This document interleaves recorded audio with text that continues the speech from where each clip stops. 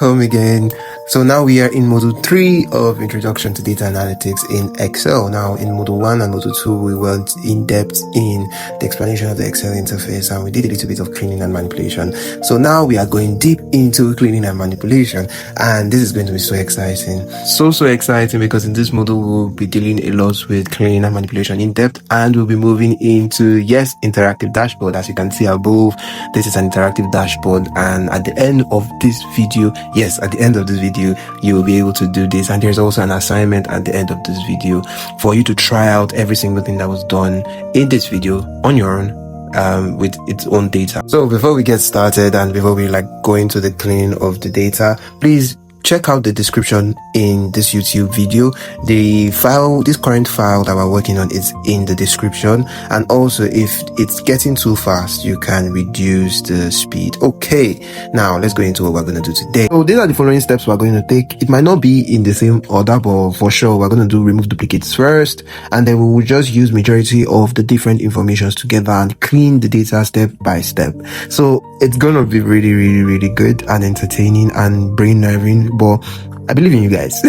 So let's go. This is our data. It's in its full state, but this is our data, and this is what we're going to be working with. So firstly, we're going to be removing duplicates, and we're going to go straight into Excel to do that right now. And wow, this data really looks dirty. So if you look at this data, there is a lot going on. There's name, region, customer ID, product ID, and a lot of things. So first things first, we're going to go into removing duplicates. So whenever we want to remove duplicates, we have to first of all highlight the duplicates so that we will know when they have left. So if we want to do that, we'll go to conditional formatting and click rules, and as you can see above.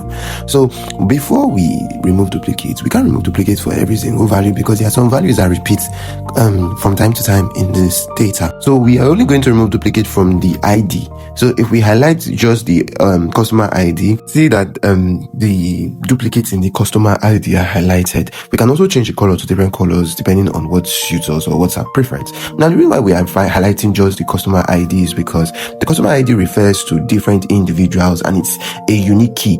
If there's a duplicate of that key, it means that the name is that particular person's ID is written twice, unlike some persons that might have the same name or the same age or whatever. So using just this column, we can be able to remove the duplicates from every single column that is or every single row, that is on this data. Using these rows, we can also highlight the unique values, but what we need is to remove the duplicate. Now, once we are through, inserting the row colors, we're going to highlight the entire column, and then we're going to go to the data tab, or the data pane rather, and then once we get there, we're going to click on remove duplicate. If remove duplicate is not on your keyboard, like the write-up, I want you to just look for that toolbox sign and then just click it. Okay, so once you've done that, you will see a dialog box will come up asking you some certain questions. Do you want to select just this value, or do you want to select all values? So if you click the current value or the current column, you can see it's only the customer ID that is showing,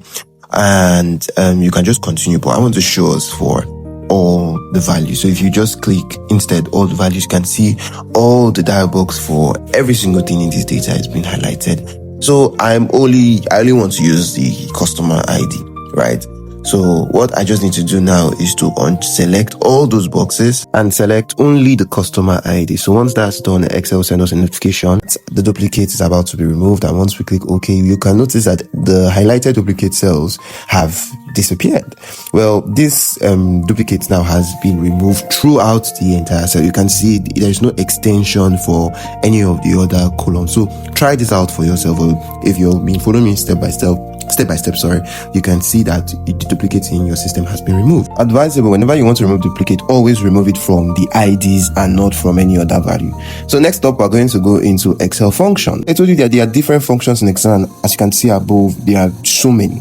So you can pause at this point of the video and go through each of them one after the other, as we are going to be explaining each one in real time, step by step, and we're also going to show real world use case scenarios for them as well. Okay, now these are some of the some of the functions in Excel, and as you can see, they are well explained, and also there are examples for each one of the application. So you can see there are so many. So this particular file is still in the description. All you just need to do is to click the Google Drive link, and it will take you to this particular file where you can use and go through it as well.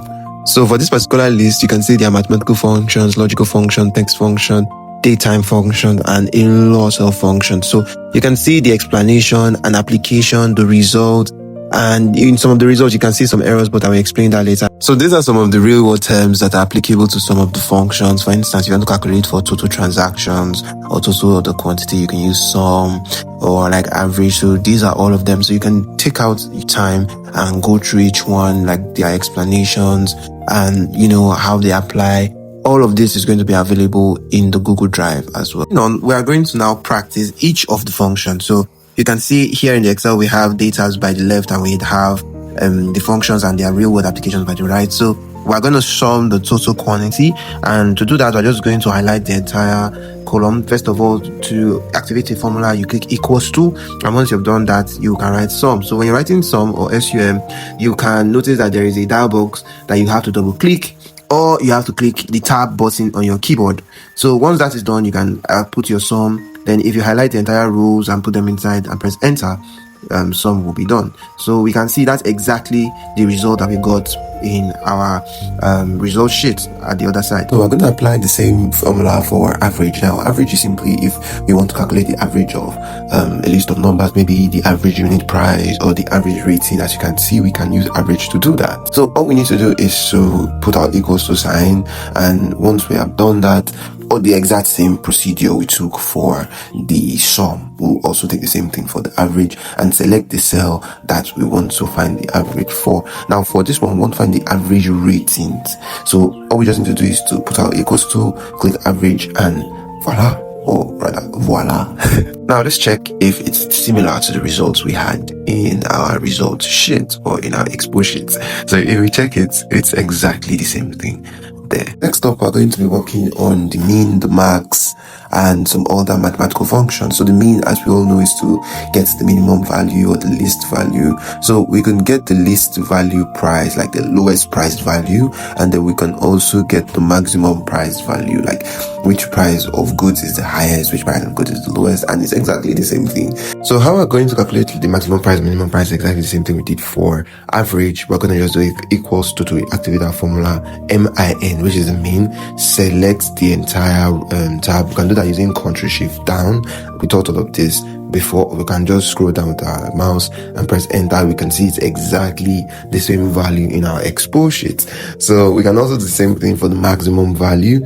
All we just need to do is to activate the formula by putting an equals to, and we're going to just click max max. Either we use tab or double click, and then we are going to highlight the entire price cell. Once that is done, we can see the value, and it is exactly the same with what we have in our expo sheet. Next up, we'll be moving on to count. Now, count is a very wonderful function. As the name implies, it helps count the particular numbers of elements in a cell. Different types of count are the count numbers, count A counts values, count black counts empty cells. So we're going to try them all out. We're going to use counts to count the number of transactions. Now, to get the number of transactions, we need to count a cell that actually has numbers using count.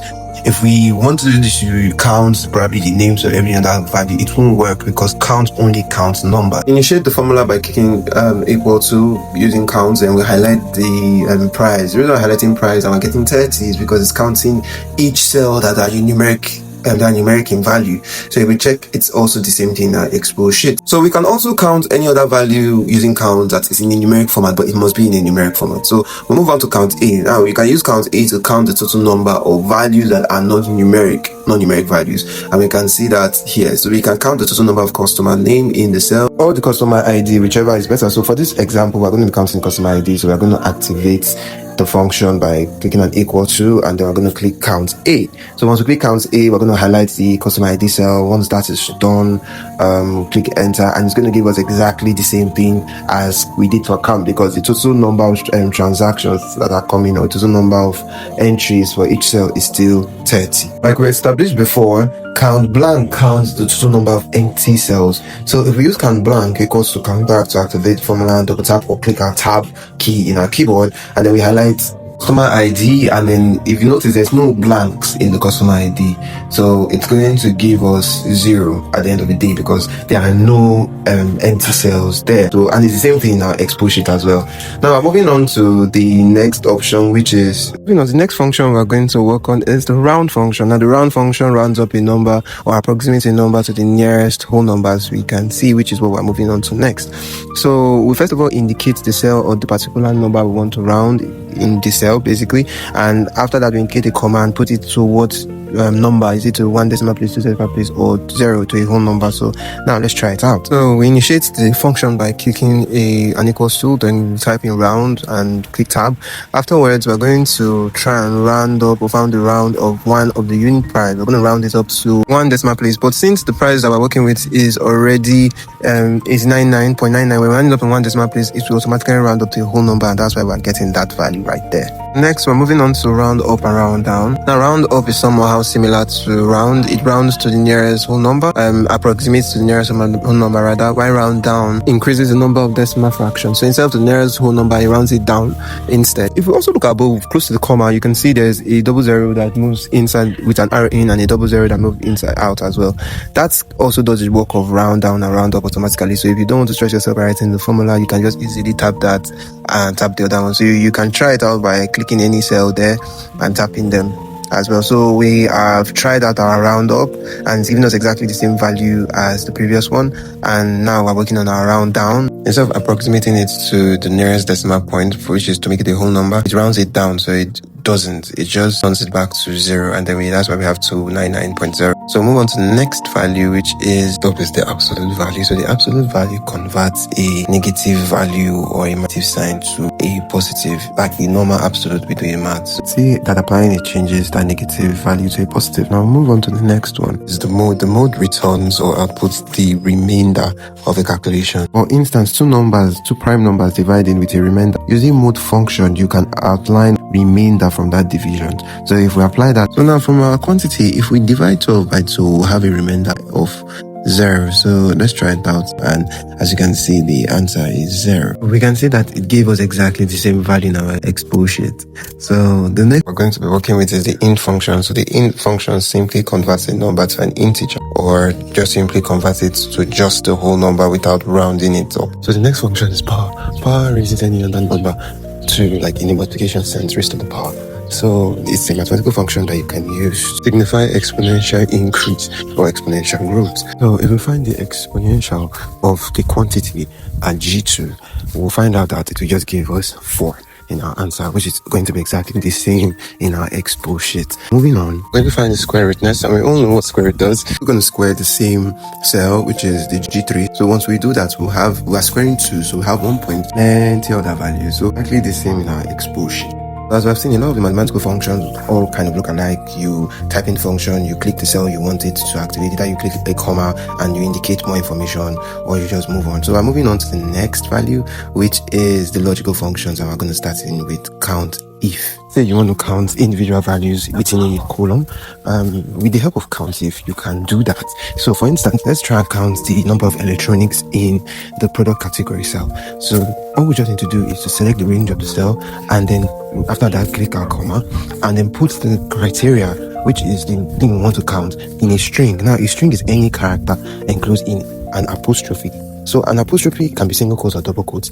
But in Excel, strings are only in double quotes, and they open and close double quotes. So just try that right now, and you can see it's going to count only the electronics in the product category. The amount of customers that bought something from the electronic products category are 8. So that's how we can use count if, and it's exactly similar to what we have in our expo sheet. So if we move on to the next one is count ifs. Count if enables us count multiple categories or range criteria. So we can count for both the electronics that had like a specific ratings that are good. So let's try that out now.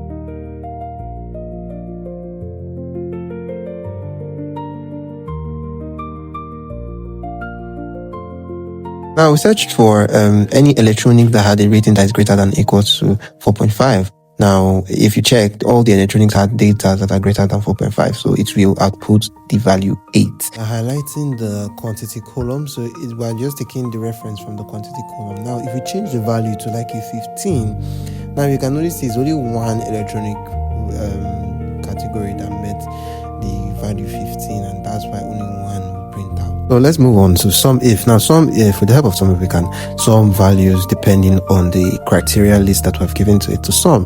So we can sum electronic category, the amount of quantity that people bought of the electronic product category, right? We can sum them together. So simply put, we will just highlight the quantity pane, then highlight the product pane, then put in the category list, which is the electronics, and then voila.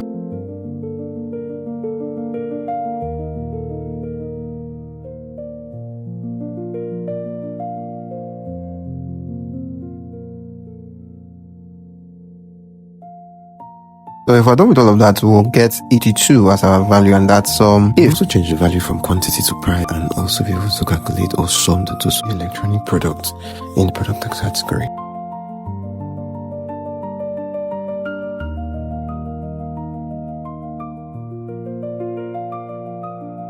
Right, and now we can see that the total price of electronic product is 2,124. So now we move on to the next value, which is sum ifs. Now for sum ifs can add multiple criteria. So we can have quantity, electronics, and product category, and price all on the rating, and then we can print out or sum only the electronic product that had like a rating or had a quantity over 15.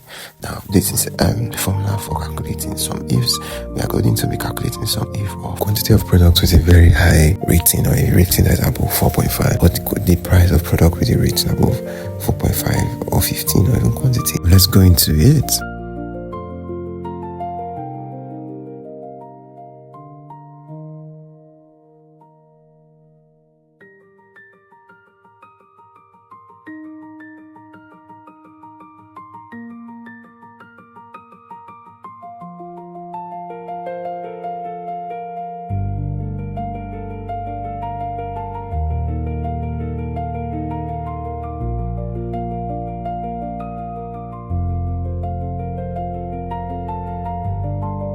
So we got 74. So if we sum the quantity that had an average rating above 4.5, we had 74. And we can change the values, and instead of trying to find the average quantity that is greater, that has the rating greater than 4.5, we can find or sum rather the prices instead. From the values, we can change from electronics to clothing to different other values, and I think the one in the cheat sheet is for clothing using the price, so you can test it for different other values as long as you keep the criteria and every single value correct in a proper format.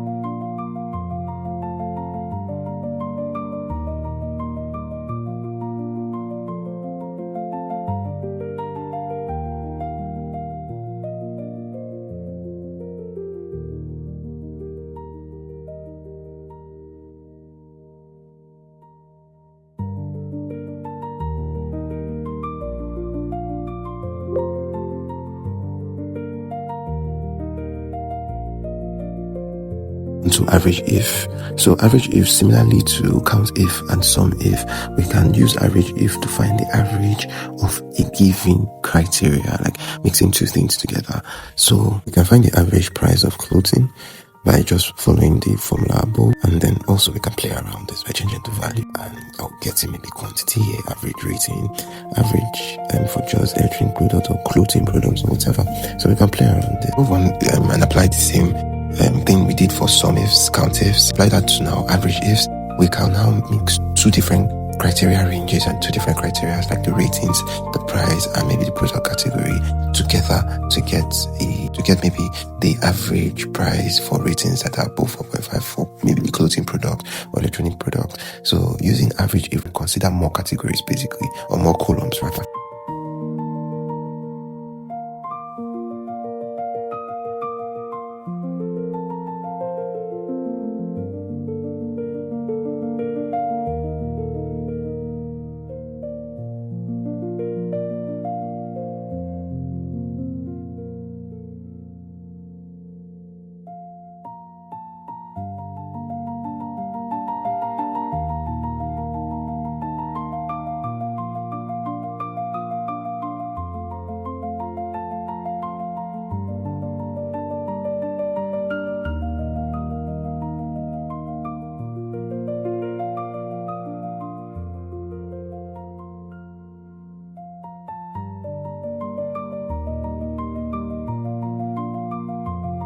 Average, if we had now been able to output the average price of the clothing category that had a rating above 4.5. So that's that for logical functions. Now we're moving into statistical based functions. We're going to be starting statistical functions with the large function.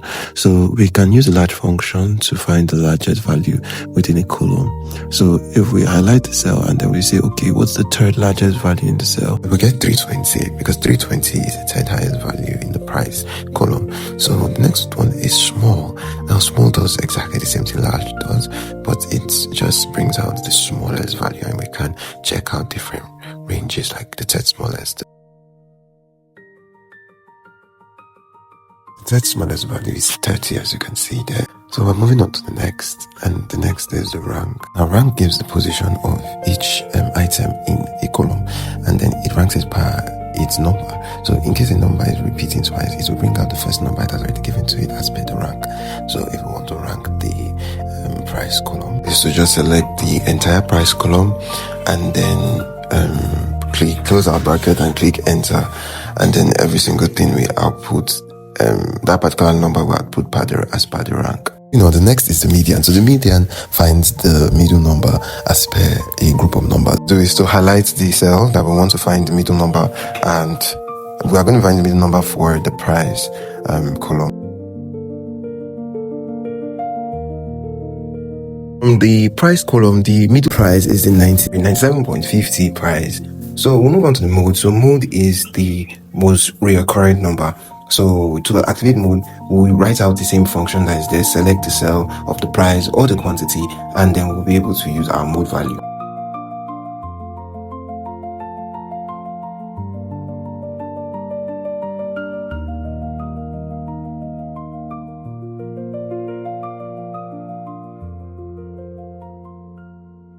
As you can see, the most recurrent value is 85th price value in the price column. So we're moving on to the very next one for the population and the sample size. We know that standard deviation is the square root of variance. So all we are doing is just doing the variance calculation on a particular cell, and then we're squaring it. So all of this is just automatically done using the standard deviation method. So we are going to calculate it taking into account the sample, like treating it as a sample, and treating it also as a population size worth of data. So these are all statistic terms. In case you're into statistics, you understand what I am saying.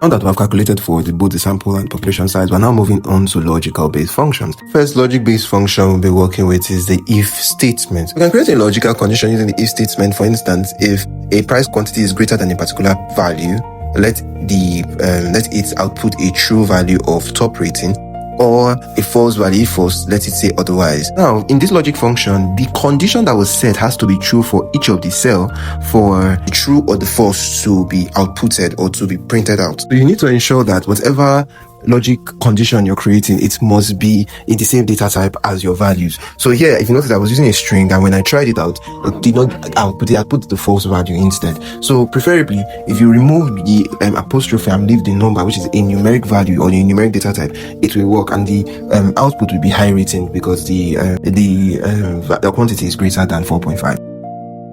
We know with logical functions, we are going to go to the next one, which is if s. Now, this is a newly updated function, and if you're using an Excel that is 2016 or lower, it will unfortunately not be able to work. So this particular function is available from 2019 and above. And on the particular system I'm working on the data with, it's a 2016 Excel that I'm using. So for this lecture, I'm just going to show you how the formula works, and you can try it out if you have an Excel that has a version that's more than 2019. Moving on to the AND function. AND function will give the result true, or will bring out the result of a value only when both of the logical statements are true. On the other hand, OR will output, or will print out, or will give out the result if one of them is true. So you can check out the file one after the other, and they're just normal AND tables and true tables, or sorry, AND table and OR tables rather. So you can check it out, you can take it step by step, and also follow the process on this video.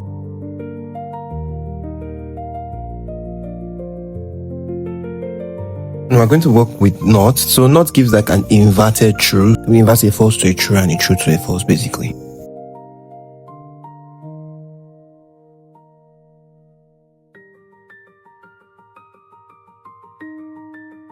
Now we're moving on to if error. Error only works or gives its value when the particular condition is going to be undefined. For example, when you're dividing by 0.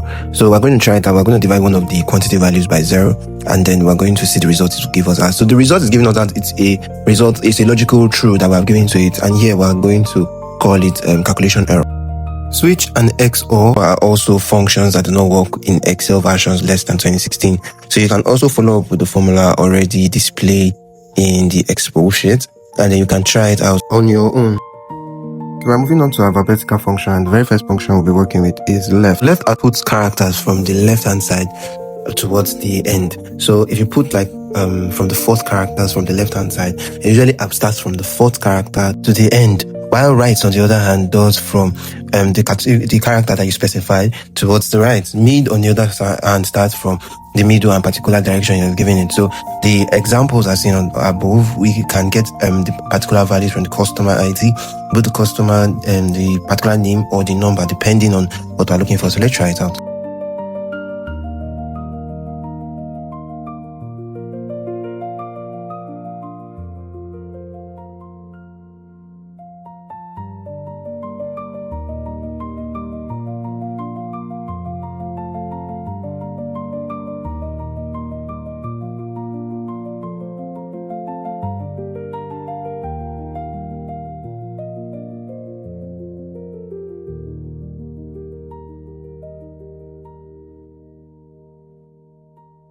Top we have len. Now len counts the number of characters in a cell and outputs it as a number. On the other hand, upper puts everything in uppercase, lower puts everything in lowercase, and popper puts it in a sentence case. So let's try every single one out right now.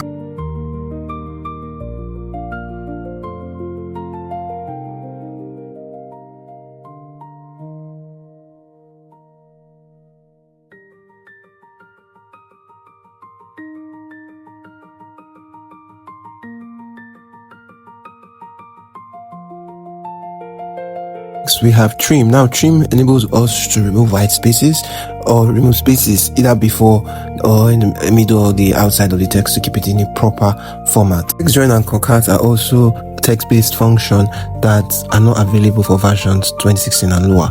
So we're moving on to substitute. So substitute enables us to substitute a value, and text help us convert any data type to a text and allows us to put it in a particular format. You can see all of that above.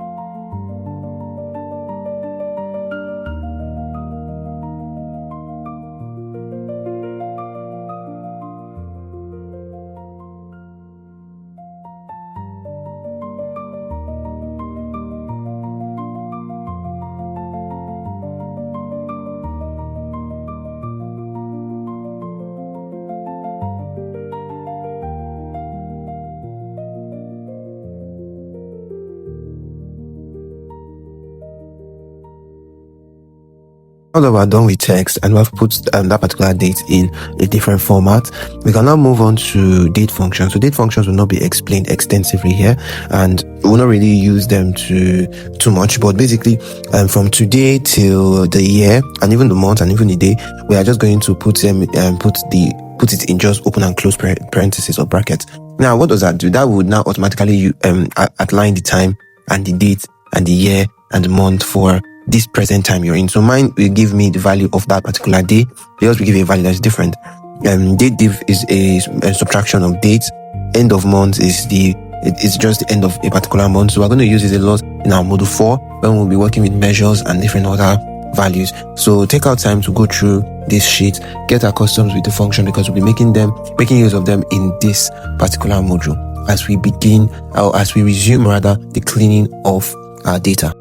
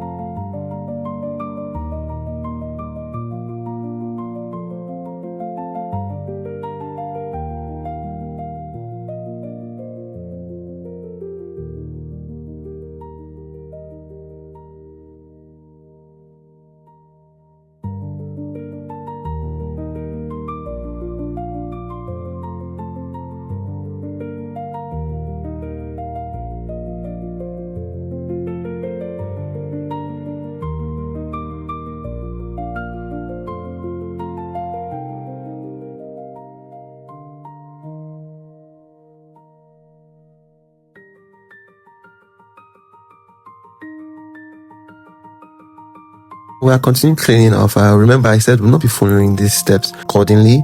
So do not be surprised if we're doing one ahead of the other. But we're going to use each and every single outlined step here as we continue cleaning our data.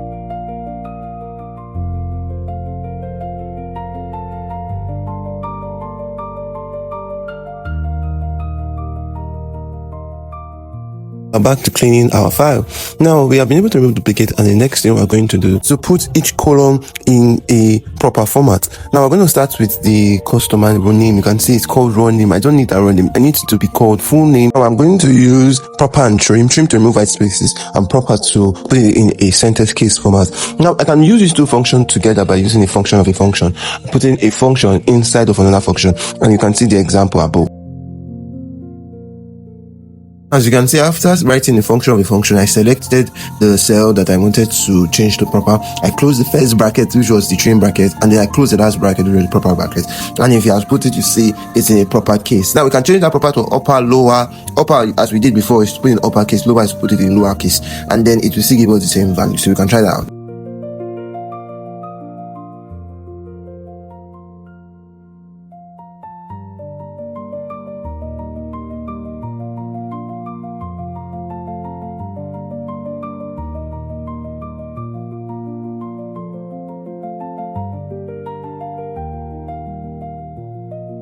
Okay, now if we flash fill by double clicking that our icon underneath the cell, we will fill the entire cell again in a proper case format. Now we have completed it. You can notice that if you click on any cell, it's showing the formula instead of the value that is in the cell. So how to change this is to select the entire cell so that we can affect everything all at once. To do that, we can use Ctrl Shift down or just click the entire cell icon. Go to paste, copy, and Ctrl C, and then go to paste and paste value. You can see the values are what is showing. You can know this. You can check the formula bar and you can see it was the value that was showing, but it was a formula that was showing before. Now if you notice, our cell is in a proper format, but that's the beginning of the cleaning. Now we need to know how this column looks like, and to do that we have to filter. We have to use filter to check each of the names to see if there's anything in between or if there's any other thing. So to do that, we'll just click into our cell, go to the data tab, and then click filter. Once we click filter, you will see a drop down icon arrow in the front of each column.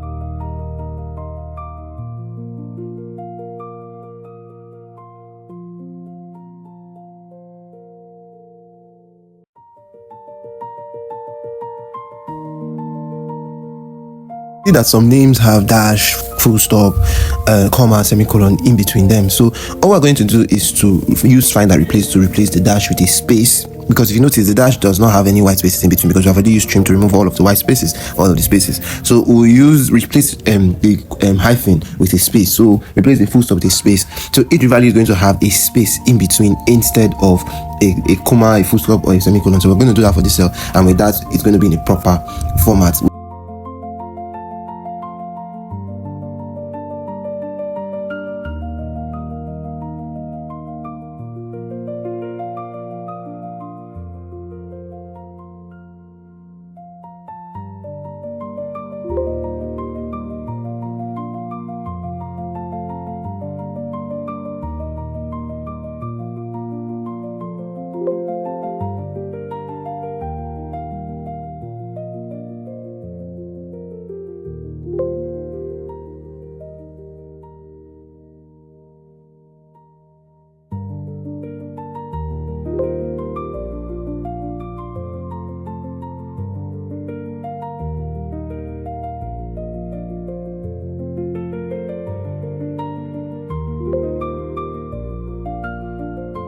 That we have removed all the hyphens, the full stop, and the semicolon, we can now check the column if there is any other value that is there that we need to replace.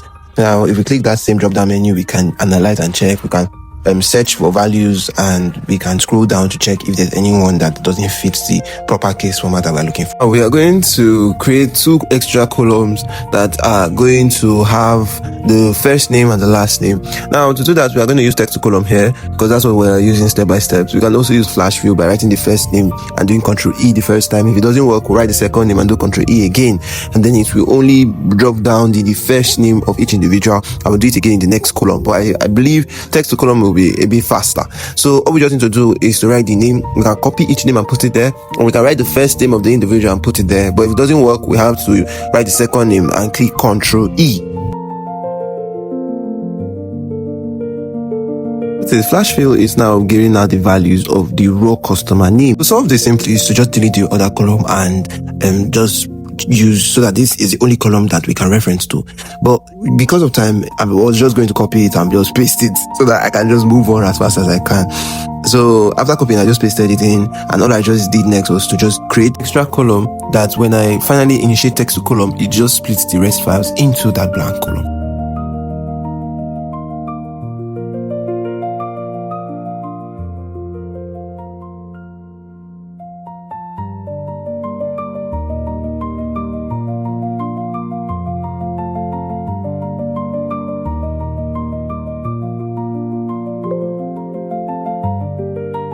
We now have our splitted first name and last name. So all we're going to do now is to put proper headings, and we're going to move on to the customer email. And as you can see, the customer email has a lot of problems.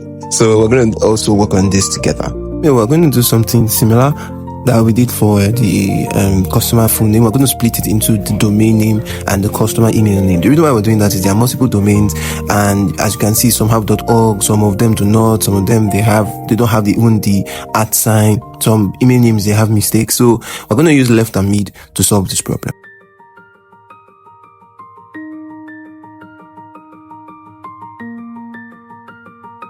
We are going to use a function of a function to also solve this domain problem using left and mid. So I was unfortunately able to introduce search. So in our function sheet, so I'm going to just explain it now. So search is a function that enables us to search a particular character in like a word. Let's say the cell has like the name Karen Grasha. We can search for the G, and we can bring out the G from that cell. So if we use left, and then instead of indicating a particular number, we can indicate that, let it start from the @ sign. So you can see where we might have some issues, where some values without the @ sign will give value error.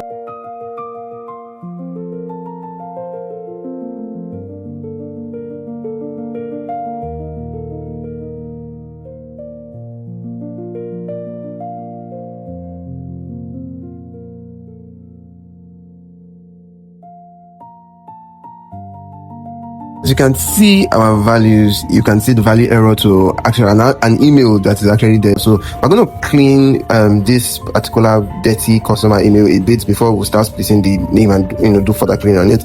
We're going to first of all add @ to it, then add.com, and remove some other few things to each of the domains that are in the cell. We're going to put it in the proper email format. Emails are in lowercase, so we're going to use lower trim. For some of them that are, you can see white spaces or they have spaces in front of them, a good format in this new cell. And then we're going to use find and replace to find cells that don't have @ and put them there, which might in turn cause another problem for Gmails and other domain names that actually have the @ sign. So all we just need to do is to further replace them and then also work on the .com, and then we are going to now start splitting them using left and mid. So every single thing I just said is going to be done above, so you can watch each step by step and just try and follow along as well.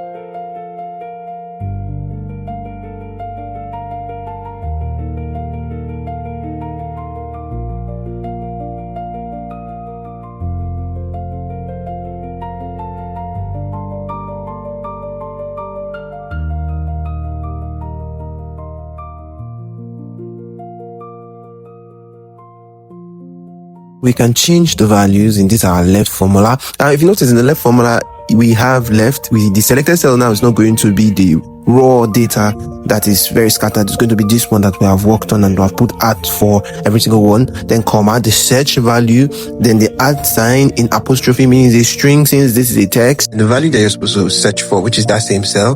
Then we'll close the bracket. The reason why we're adding a -1 is originally it will start from the at, right? And we need the at. We want it to start from the very first value. So the -1 removes the at sign and starts from the text name till the left and to the end using left function. So after that, we'll flash fill and we can see the value. There's no value error to any email that we had before because each email now has like an at sign to it. So simply put, we're going to paste our values. After pasting our values, which is we Ctrl C, then after we Ctrl C, we'll go to paste and drop down paste values, paste V. And then we use find and replace to remove the hashtag value and replace it with null or with a blank space for now. We'll replace every single cell here with null after we have completed cleaning our cell or cleaning the data that's on this particular worksheet.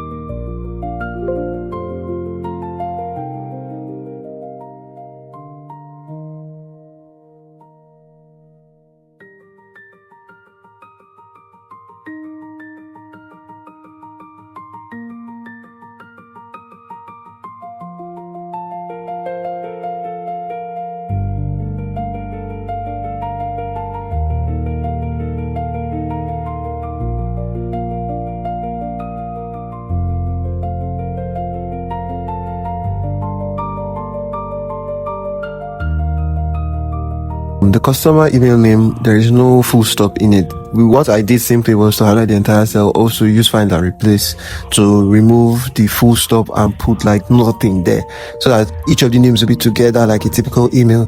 So that particular part in the video was excluded. Just take note that's what happened to the email. So you can use find and replace to remove that dot in between them, and then you can see each one is now in a proper format. Okay, now we'll be moving on to mid, but before we start using mid, we're going to first of all put .com in each of the different domain names first before we write out our mid formula.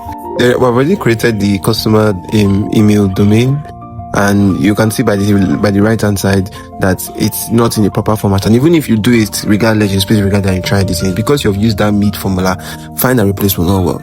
So it's preferable for you to add the .com before you use mid to split it than you split it and then you use mid to split it and then you're now trying to replace it.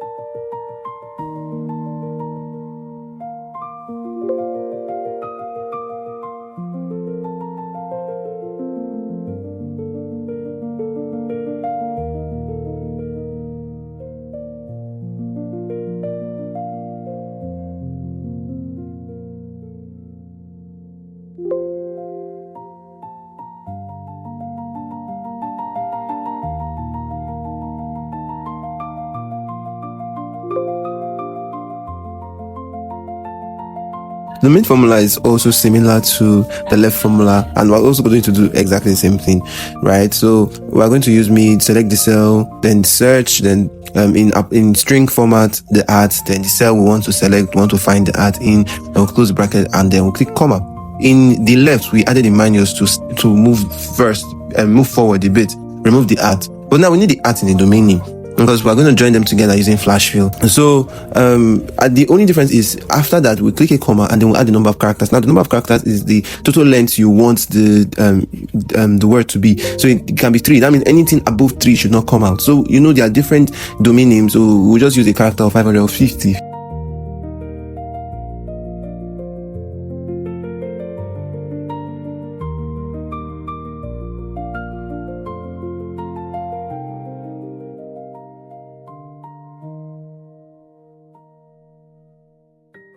Flash filling, you can see the clear difference between the one that we already worked on and the one that we just did mid and we did not work on the file first. So we can join both of them with flash fill. Now the reason why we are not removing using find and replace, remove the full stop from that document is because they just give us some issues. Removing the full stop, remove the full stop in .com, then we can just use .com. That would just be a lot of stress. So it's just preferable to just join everything, delete that column so it will not reference to it again, and join everything using Ctrl E. So you can try that yourself while we move on to the phone number.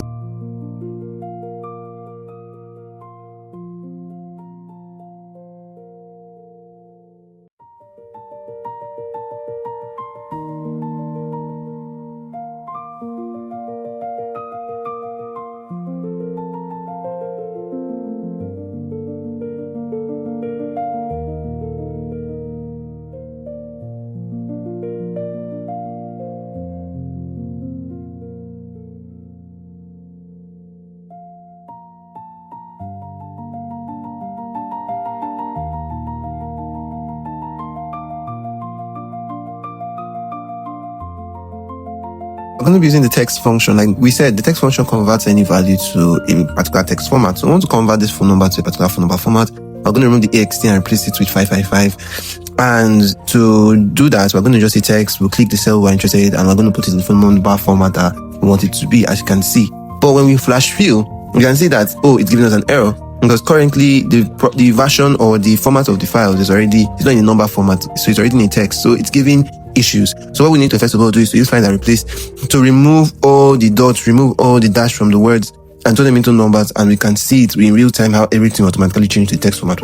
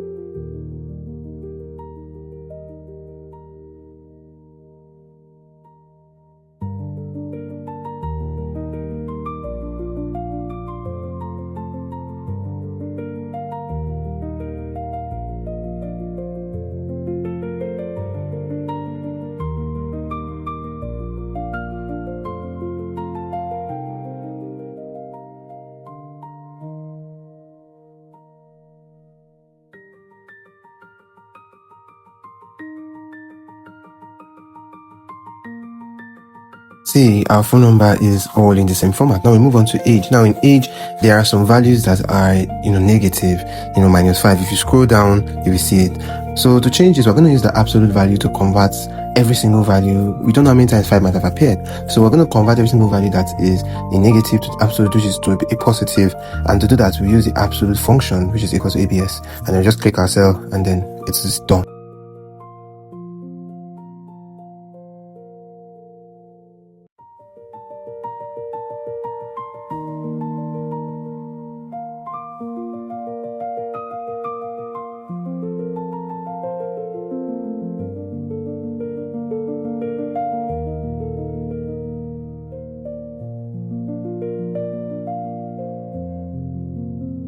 Okay, now that we have been able to use the absolute format, you can see any value or any unknown that was not a number, it had an error. So we're simply going to paste our values, use find and replace to replace those value error with either null or a space. We're going to be using null now, and we'll replace all these other values with null later on.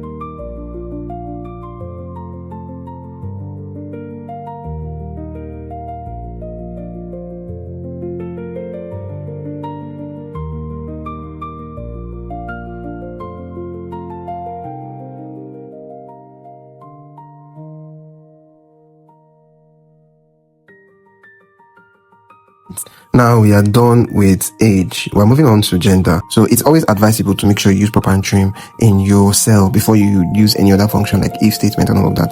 So before we start gender, just try it and use proper and trim. I think I already used mine here, and I think I only used trim to remove white spaces and left everything else in the normal format. So you can just use trim to remove white spaces if you notice any white spaces in gender.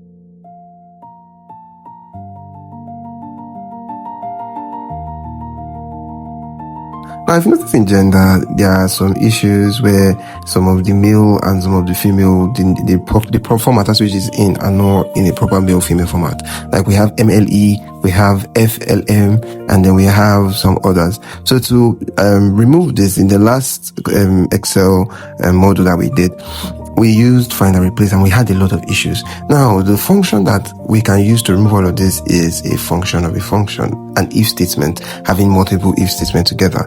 We could have used switch, which would have been easier, but since we don't have the ability to use switch, we're going to use if multiple times. So we're going to give and we're going to mix it with and. If all of the different values of and of the male are occurring, let it give out print out male. If false, we'll create another if statement again and say if all of the female are giving should give that female value, or they have F female, FML, let it give out female or output female. And then finally we'll now click like a final false, that if none of these things are outputted, let it give out a null. So if we do it that way, we'll be able to outline every single misspelled word here using if statement. So now let's try it out.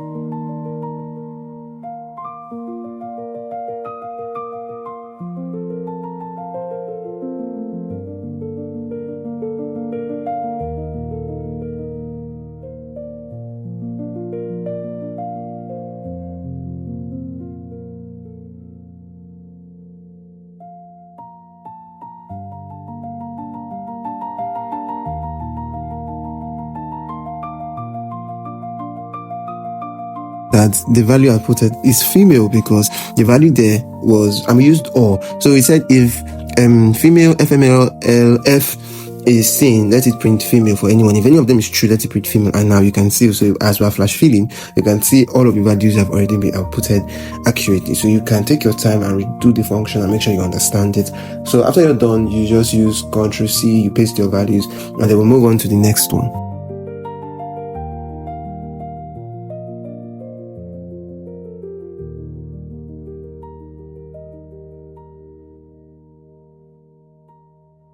Customer profile, we have STD, we have plat, and we have, I think, 1 or 2 errors. So we can also use if statement, but if you notice, the values here are not as much as that one for gender. So the best thing to use here is just to use refine and replace. You can just replace STD to standard. And remember what we already said, before you move on to do anything, make sure you put it in proper case format. So since this is like a name, we're going to put it in sentence case. So we're going to first of all do proper trim.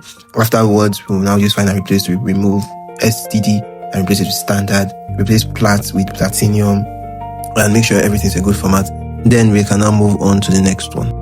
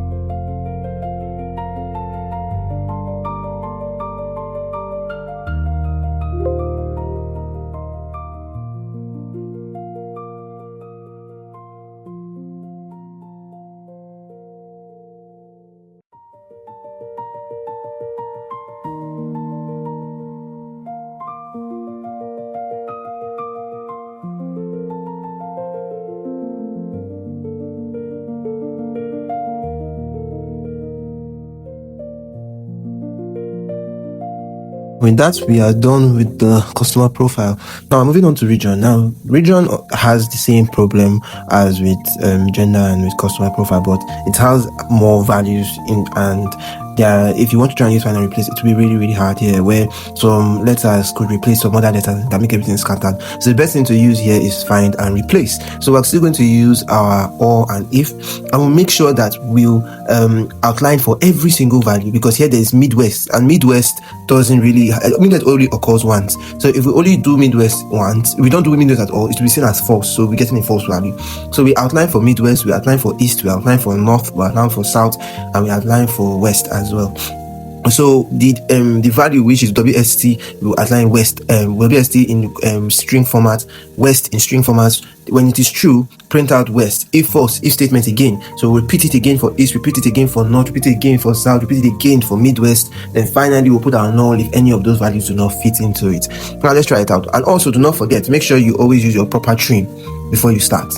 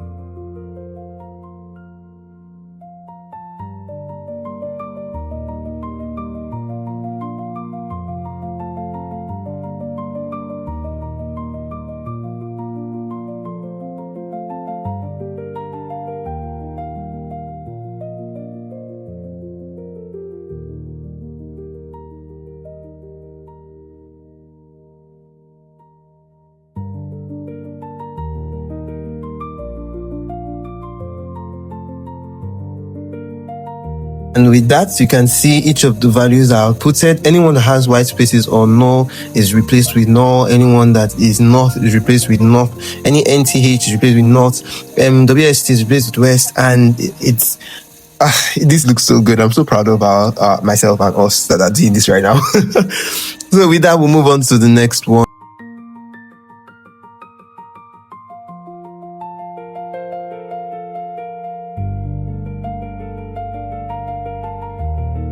You can see both state and order ID are already in a good format, so we'll move straight up to the order date. And oh boy, we can already see date is already fighting us before we even start. So we're going to start with order date right now. But before we go into the order date, we're going to put our product category in a proper format and remove white space from those ones that have white space. So we're going to use proper trim for the ones that may be lowercase, use proper trim to put it in lowercase and uppercase. And then let's start.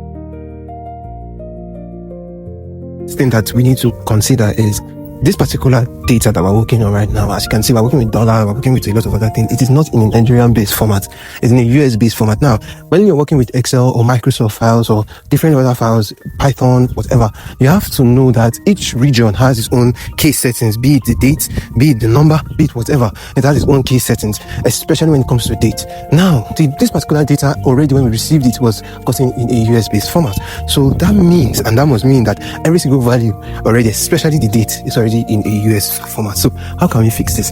Because in our previous cell, if we had just gone up to change it to a short date format, some values do not change because of that same regional issue.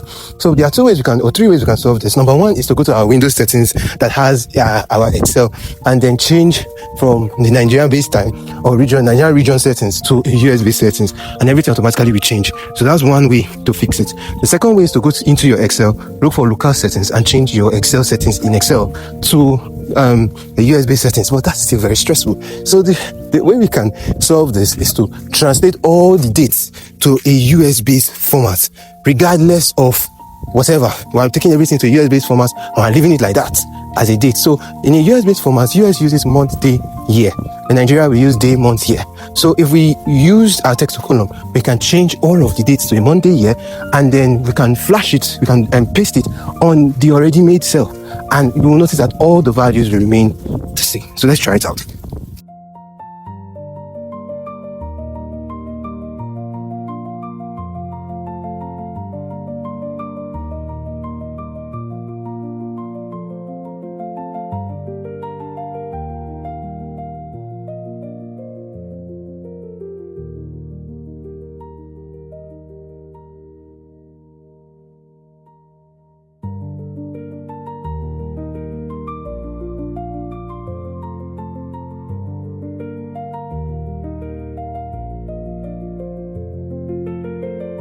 Now that it's in a month, day, year format, and you can see everything's in the same format, we can now go to our general tab and change it to however we want it to be. And as you can see, that's what's better, because you need everything to be the same first before you can start working on it.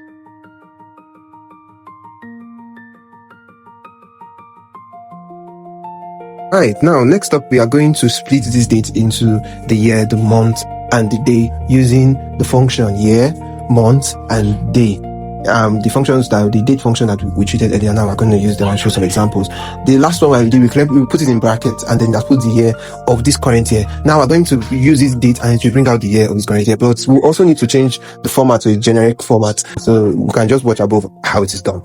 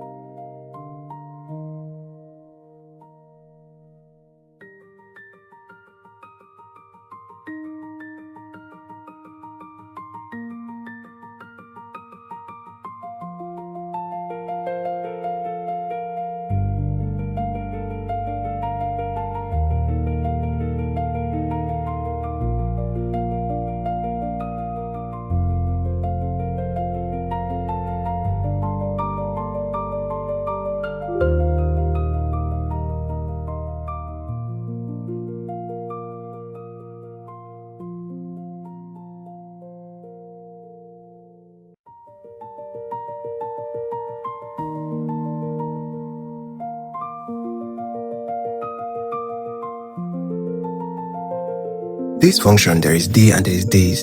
So like we said earlier, day is the day, like to take out the day, while days is other criteria together, and it's already also being shown above.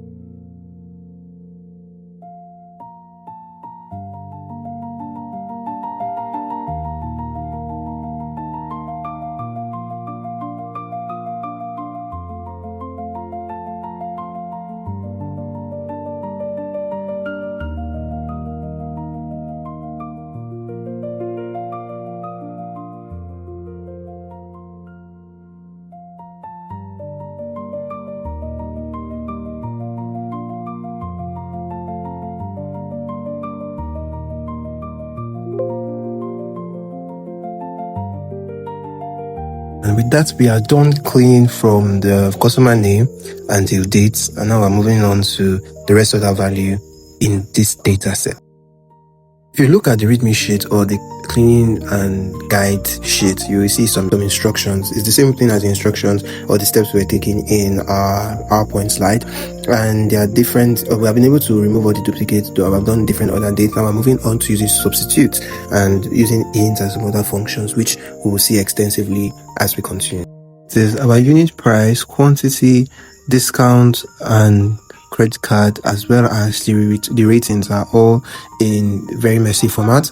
For the unit price and quantity, we're going to use substitute as well as using value, int, and round to put them in a proper format. So substitute is a very simple function. You just place the thing you want to remove, and you first of all select the cell, then the value you want to remove and the one you want to replace it with, and we're going to see that all up there.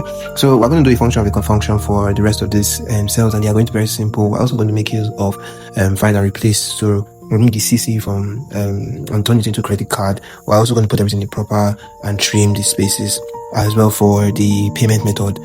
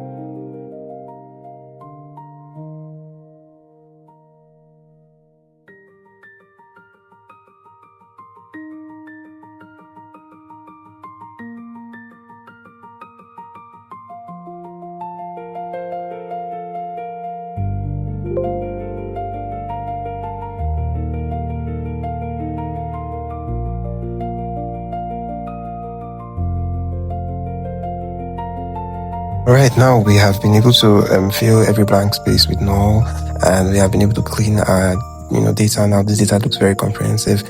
You can see how every single value is in its proper case. Blank spaces have been replaced with NULL, and yeah. Also going to calculate for the revenue. The revenue is the quantity times the unit price, and to simply do that, we're going to use that product function. So you just click equals to product and click the two cells, click the first one, comma, then the second one, then close your bracket and press enter, then flash fill, and then you just paste your values, and that's it. We'll be calculating the other category, and you can just watch and follow along how I use like if statement to calculate for different other category. One for top rated customer, high value customer, mid value customer, satisfied customer, and dissatisfied customer. So to create this using the help of revenue and rating. So when your rating is high and like the revenue is really high, that'll be a top rated customer. When the revenue is like, just at there, and then the rating is also high, it'll be like a high value customer. When the and so on and so forth. Like all of this, we use greater than, less than for all of these categories to outline them, and you can see all of that up on the screen as I just do it one step at a time.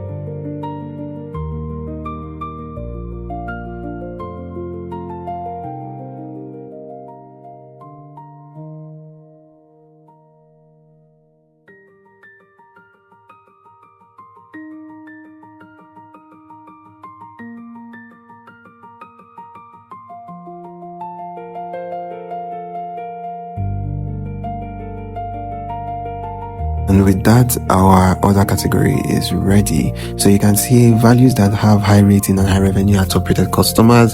Values that their price, the revenue is kind of okay and also have high ratings are called high value customers. Values that their price range is a bit middle and, the ratings also good are called mid value customers.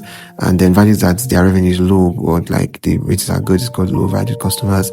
Then customers that have high ratings and like an average price of like, let's say, that has like an average revenue price of like 50 or above, like satisfied customers, and customers that have the same range but less than 3 are just dissatisfied customers. So with that, we now have like an other category. So after flash filling, you can see all of them. I'm so proud of myself. So we're moving on now. I'm proud of you guys. I know you guys have done it. So I'm moving on now to just knowing how we can use functions to get KPIs. We are going to be calculating for some KPIs, as we can see there, and we're going to use some average and counts to do that. Now, with the sum, we can sum the entire revenue column. As we can see above, we have used the sum to calculate for the total revenue, and we have summed up everything. Now we're going to use count for the total transactions, also use sum for the total quantity sold, and use average. We are going to use these functions to also create our dashboard eventually. So we're just going to get accustomed to them a bit and just follow along as we do them together.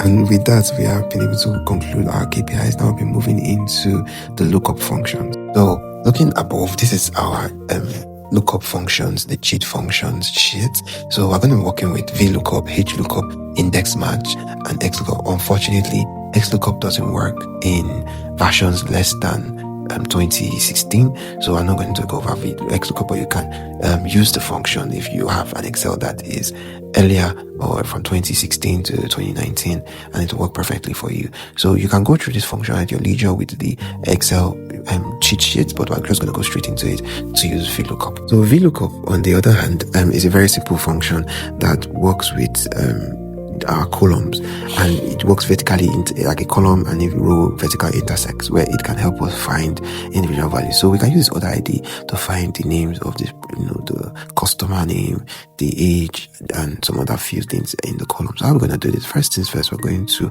click the lookup value. Lookup value is a particular value we want to find. So you can see that's the customer ID. Then up next, we're going to select the lookup array, which is the entire table. We want to search this entire table, and afterwards, we are going to search the column. Is it the first column? Is it the second column? So since customer name, full name is the second column, we're going to click 2. And then after that, we're going to click exact match. Exact match is a false, so we're going to use false, and that would output our value for customer full name. So if we flash fill, we can automatically get the values for every other ID that is present in the column.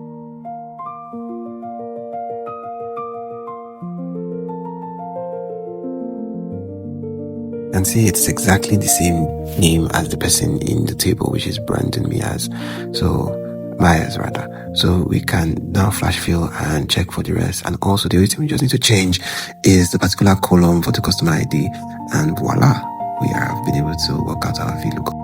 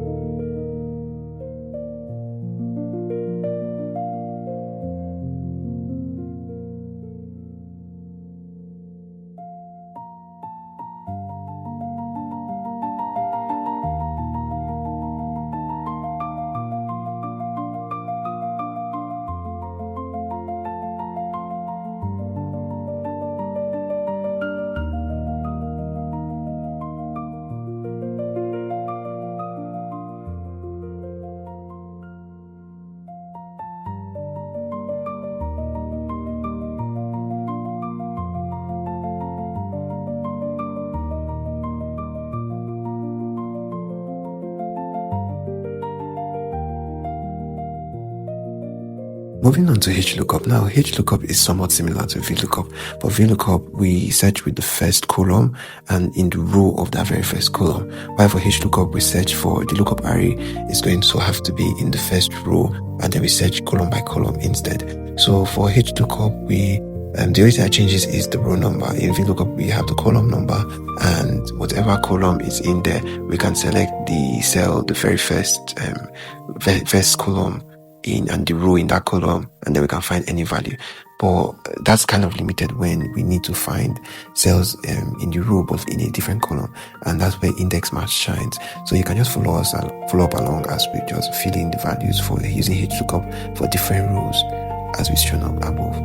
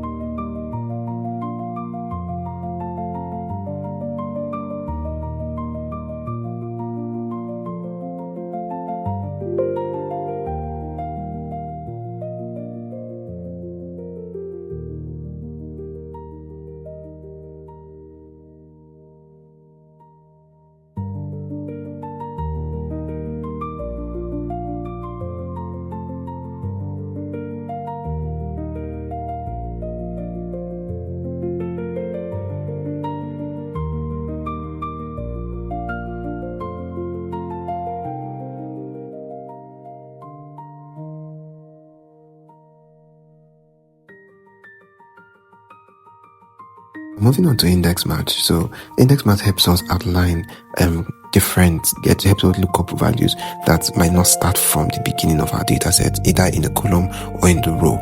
Now, for instance, now we have order ID, and you can see these are in the middle of the data set. So how we're going to do this, we can use this using XLOOKUP or using index match. Now, using index, first things first, index helps us bring out an array, and then we indicate the particular row number, while match helps us find the exact match of in a totally different column, and it outlines by matching specific values. So if we mix these two together, we can be able to search for any value in the row as long as we can outline the very first main item that we want to search for, and then we'll match it to the value that we want to attach it with. So if we're looking for like the customer name, and then like the value we're using to look up it is the customer ID, we can use before we start the function, we can select the customer name row completely, then we can match it to the exact match in the customer ID and in like the array format, and use the lookup value of the other ID that was given to us, which is going to be the other ID in the like 9th column. So with this, now we can be able to use the other ID or any other value to get any other value, as long as we can outline their columns, and their the match value is the same as the value in the column. You notice after we flash fill, you can see that the values are giving error when it comes towards the customer ID.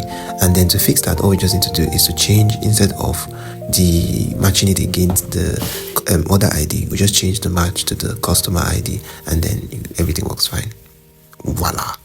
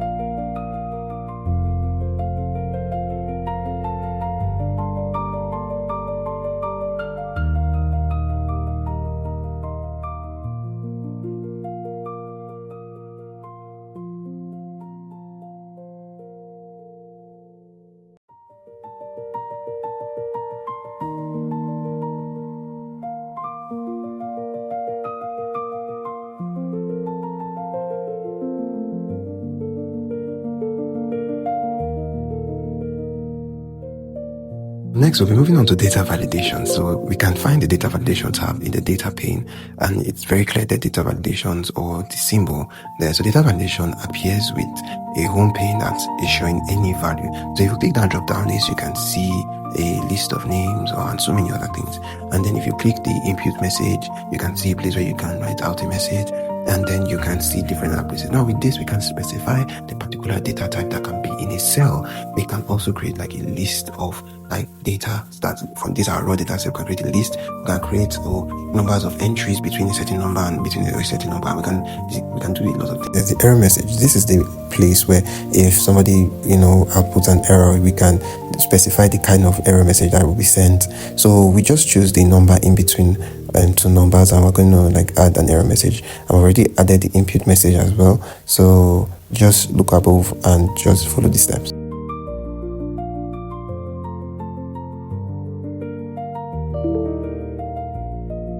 When we try entering any number higher or greater than 30, it gives us the error sign we give to it. Okay, so it shows that it's working. So this is how we can use and make sure that when somebody is trying to enter data into our sheet that we have created, we need data validation to create conditions. So we can remove that same condition by going back into data validations and changing it to any value, and also deleting and cancelling all the things we have written out before. It will remove we'll select the cell though, and we'll remove all those setting conditions. So we can also create a list. We can create so many things with data validation, and I'm going to be playing around with it so you can check it out.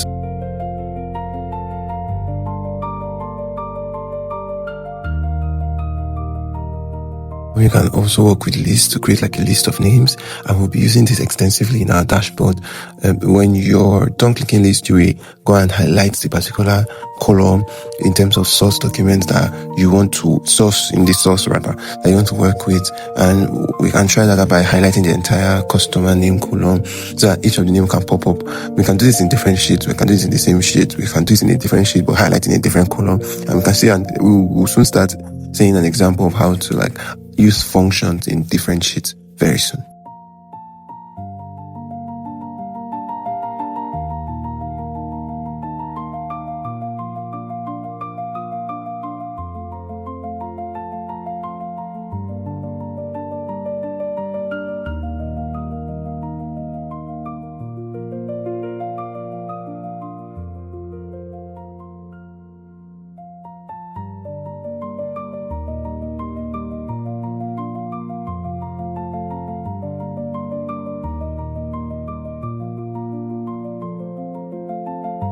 Hey, now here is the supply code from a different sheet known as the product catalog lookup sheet. Now we are trying to get all of these values from that sheet, their irrespective columns. And how we can do that is using XLOOKUP. Because if we go back to that sheet, we'll see that the supply code is not the first column, it's in the middle. And if we try using VLOOKUP, it will give us an error because since it's not the first column, we can't use the row of our column to try and find each of these individual values. It will give us an error because some of the values we want to find are behind it and not in front of it. So we're going to use index match, whereby we will select this entire column at the supply code, and then we'll match it to its irrespective values. And you see that when we try going to these other sheets to try and do the matching or try and select a particular cell, the name of the cell pops up in the code. Now that's very normal. Now you need to be very careful when that's happening, because if you switch back to a different sheet, that other sheet name will show.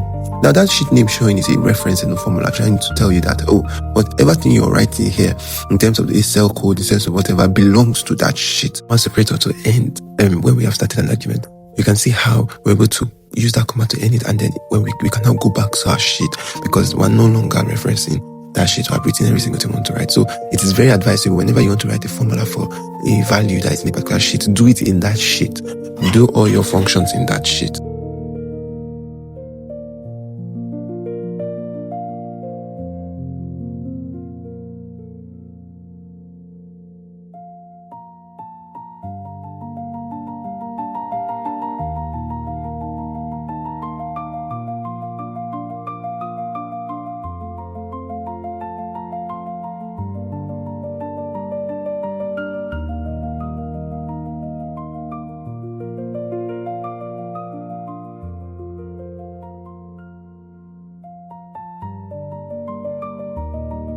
And when that's of course in our very first value, and you can, if you check back, it's exactly the same thing with that product code. So, and yes, we can flash fill, and once we flash fill, it changes everything immediately. So if we want to move on to the next function, we can copy and paste, and then just on that, when we copy and paste, the lookup array, what we're looking up, lookup value, would shift to this other side. So how to fix that is to lock it at the cell. Like put a $sign at the alphabet alone, not at the alphabet and at the number. Please always make sure you look at both the number and the alphabet when you're working with the arrays. So when you do that, it will stay at the number, and then the only thing we need to change is to go back to the product catalog and then change the index from that particular index to the new column index we are looking for.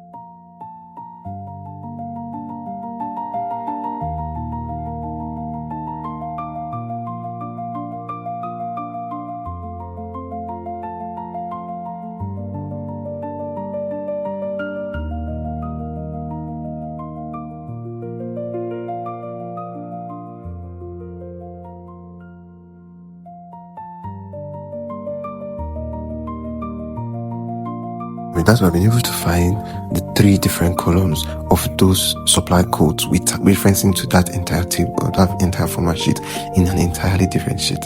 So you can see this is how we can use the same method in order to get work with our dashboard, right? So we're going to start working on dashboard right now, and I can't wait. Now, first of all, I want us to create a new sheet and name that sheet dashboard. In that sheet, we're going to make use of borders and mesh spaces. Remember what we did in our first report, where we're using borders, and not our first report, our first module, when we're using borders and using mesh spaces to, kind of create like a student report card kind of a thing. Yes, we're going to use that now to put a dashboard format. So there are different dashboards. There are two main ways you can create a dashboard, either using a Z view or an F view. This will be more explained in module 4. So a Z view more or less is the eyes followed in like a Z direction, and the operationality is like in a Z direction, while the F view is more of like how the F is, and then slide, and it's like in an F direction. So we're going to create this dashboard using an F view, where the customer name and some information of the customer are in a straight line, and then the F, which is the first side of the F, is going to have KPIs, and then underneath it we're going to have, which is the underside of the F, our chart that is going to reflect in the regions,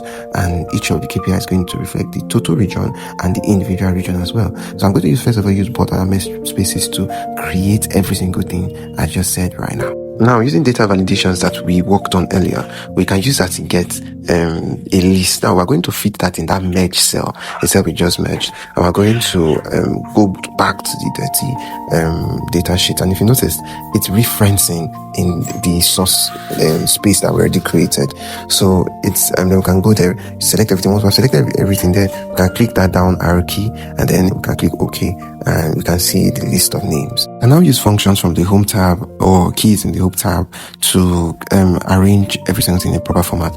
We can put it in middle of the cell. We can increase the we have done all of this in the first module. So if you know that you have not mastered your first module, please go back to the previous video and watch it and practice it with the assignment questions and even with the questions that is there as well. Thank you. Now we're going to move on to putting other values and also creating the KPI sections and the KPI boxes. And then we'll move on to, the functional aspect, how we can make these our dashboards interacting in the dirty worksheets using functions. So I can't wait for that. So just follow up with the arrangement.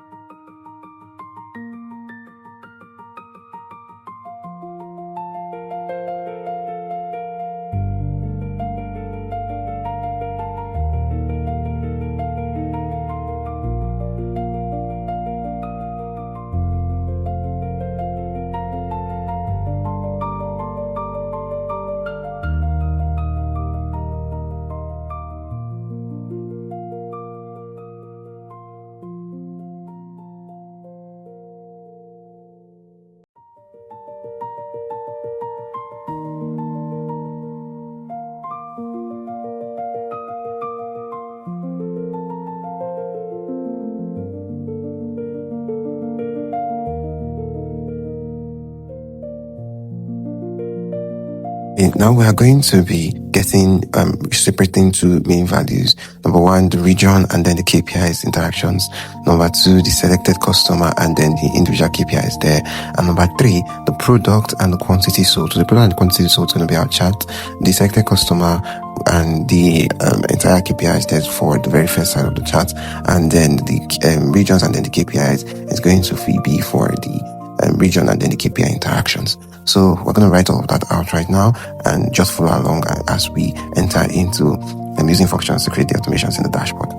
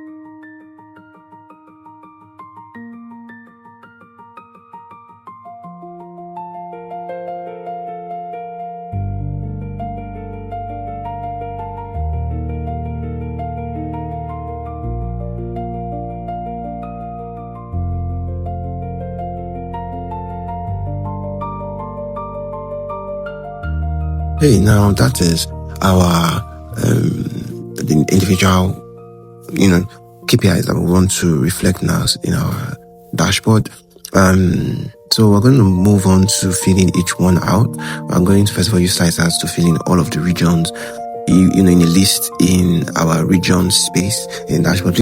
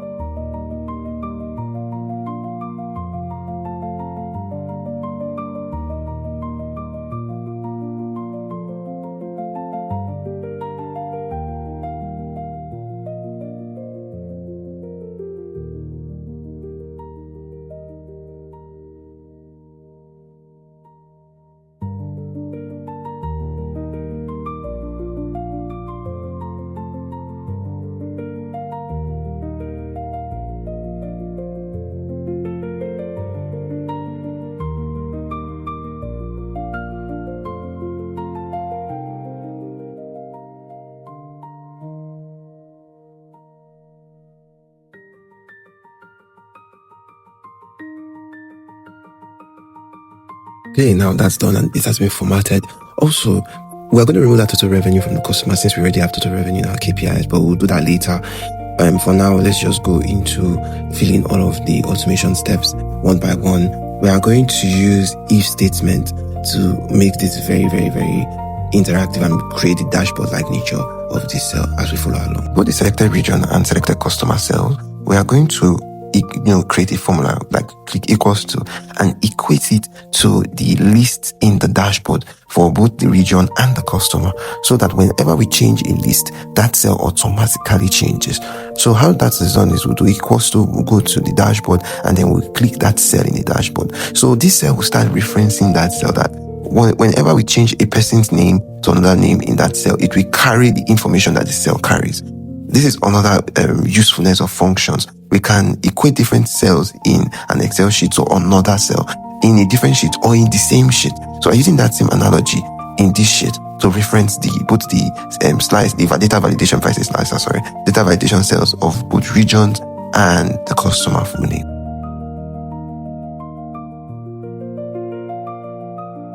Text match to get our customer ID, and then but the thing now is that we're going to our lookup value is going to be that customer name value in that cell. So whenever we change that name in the dashboard, it will automatically change the person that has that customer ID. So using index match, we'll click the ID column, then we'll move on to clicking the customer, matching the customer column with this particular customer name instead, and then locking each of the cell so that they will not have errors. And then we can do the same thing for phone number, for age, for gender. And the reason why we're not doing for total revenue is because there's already total revenue, so there's no need. So just 4 KPIs is kind of okay, so that we not have conflicting views in the dashboard. We're also going to use equals to in the dashboard to referencing to that sheet that we just calculated for in the dirty worksheet. And whenever we change a name, you can see it automatically changes. So the same reference we did there, we're going to do it here as well. We're also going to do it for age, we're going to do it for gender, we're going to do it for phone number. Like I said, we're not going to add revenue as well.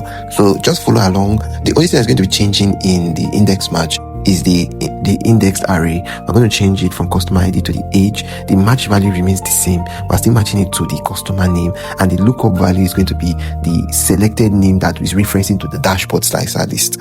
So we're just trying to follow along step by step, and this particular cell has already been formatted, but I'm going to format the rest ones step by step. So just follow along as well.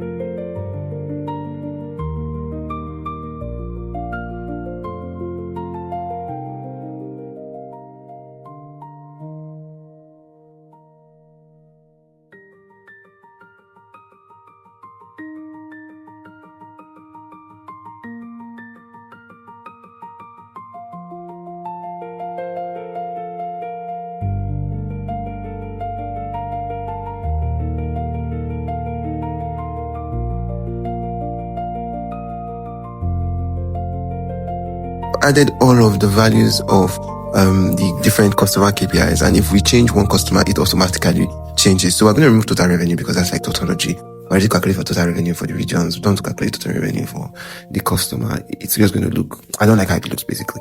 So we're just going to clean that out, and how you can do that is to go to format, select that entire total revenue and clear the format to remove everything, then use an up border with the same thickness, and then it will just, everything will be together. Then you can raise the down border up, clean the other one, and then you're good to go.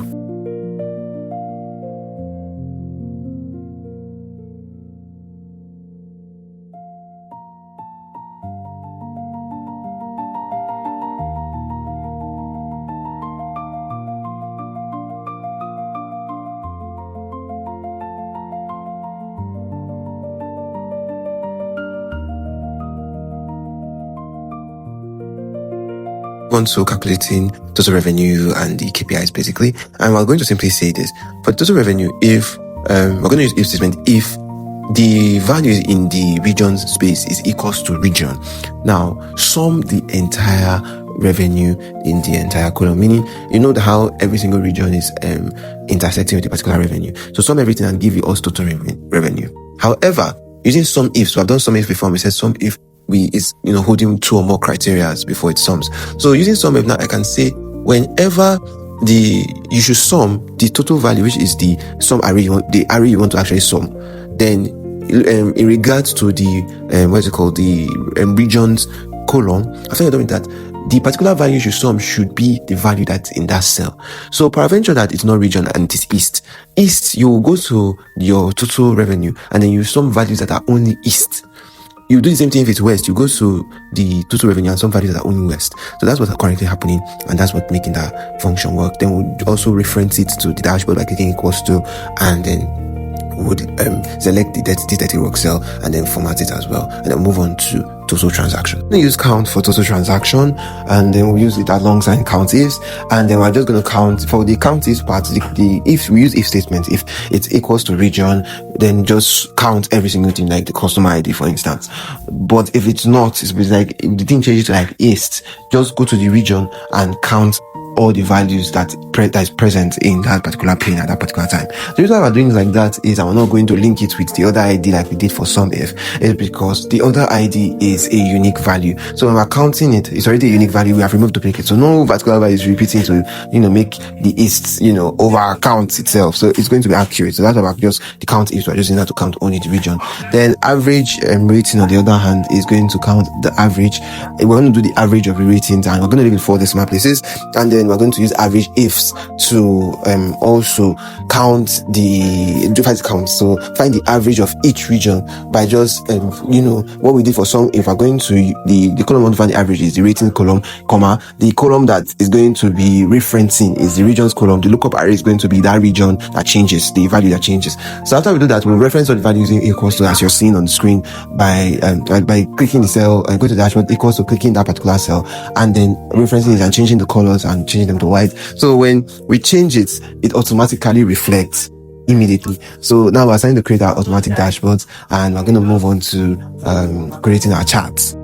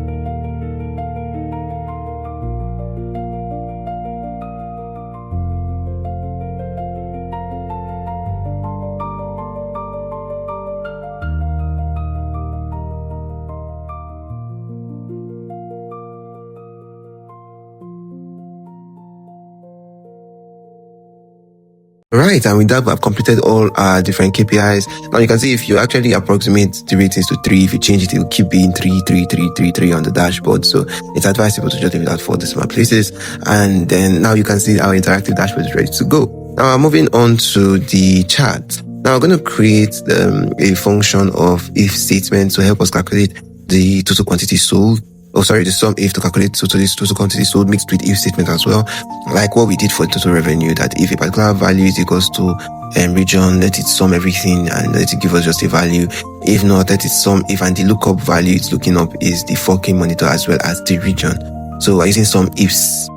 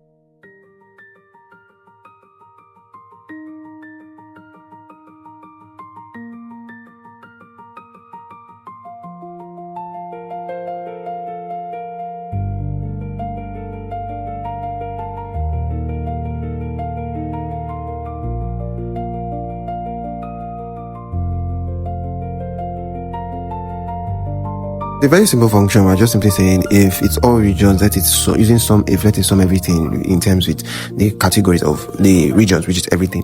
But if it's not, let it sum everything in the quantity category in relation to the other pane with this link as a new link. Then the second criteria for each region in the East region. So just follow along with the formula and just try and get accustomed to it, then flash fill, and then you have all your values. We're not going to use here anymore because we'll just use that in our module 4. So we're just going to create a bar chart of this and a line chart of this, and then we're going to put it in the dash, control exit and cut it to the dashboard pane, and then edit it and also edit the bar chart, and also do a line chart and a bar chart and edit both of them, and that's it.